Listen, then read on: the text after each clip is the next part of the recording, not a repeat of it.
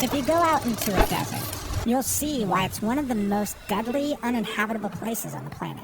It's dry, and where there's no water, there's no life. This is the picture that we get on page 2 of Genesis. The story begins with a dry and desolate wilderness. But God provides a spring in the desert that becomes a source of life for plants and animals. And that's where God brings together a man and a woman, so that humanity can flourish and spread the life of the garden. Exactly. And that garden spring becomes a river that flows out to water the entire world. And there can be enough for everyone. It's all a gift from God. And this is great. Humans in a lush garden, but as it turns out, they find a way to ruin it. Right. Despite all of this water that God's provided, it's like they still have a drought deep inside of them. This is an image of the human condition, how we're always thirsty for more. But more of what?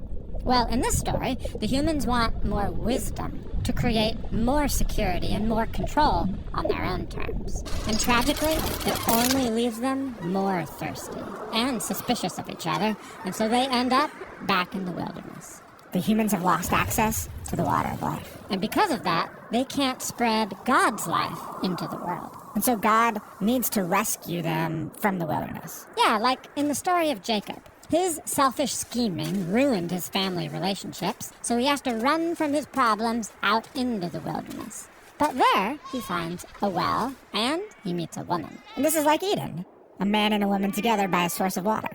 Right. And then through Jacob, God creates the family of Israel. And he invites them to share in his own life so that they can be his partners in spreading that life to others.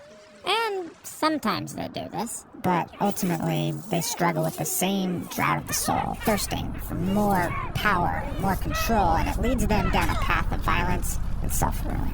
And so they find themselves in a new wilderness, captive to other nations. All this effort to quench our own thirst on our own terms, it's killing us. Yeah, the biblical prophet Ezekiel described Israel in exile as a pile of dry bones, scattered in a desert valley. But, he said, one day God will pour out his own life presence, his spirit, to water the land, to create a new Eden and new kinds of humans. People who can spread God's life to others. Exactly. And so this brings us to the story of Jesus. Right. And there's a story about Jesus who goes to a well that Jacob used to own. And just like in Jacob's story, Jesus meets a woman. And he tells this woman that no matter how much water she drinks from this well, she'll always thirst for more. Then he offers water that could quench her thirst forever. He's not talking about the well water. No. What he's talking about is God's own life that comes through him to us to satisfy our deepest thirsts. This is why later on Jesus says, "Let anyone who's thirsty come to me and drink." This is cool. But it's also a strange image, drinking from a person. Totally. And it's connected to another strange image we find in the story of Jesus' death on the cross. A Roman soldier thrusts a spear in Jesus' side, and there's blood. But also, all this water flows out. Yes, it's an image showing how Jesus' death is the fountain of life. From him, God's own love that would die for his enemies flows down and out into the world. After Jesus was raised from the dead, we're told that he sends the Spirit into his followers. Yes, to fill them up with God's own life. This is why the Apostle Paul said that when we join the current of God's Spirit, the fruit of Eden starts growing in us.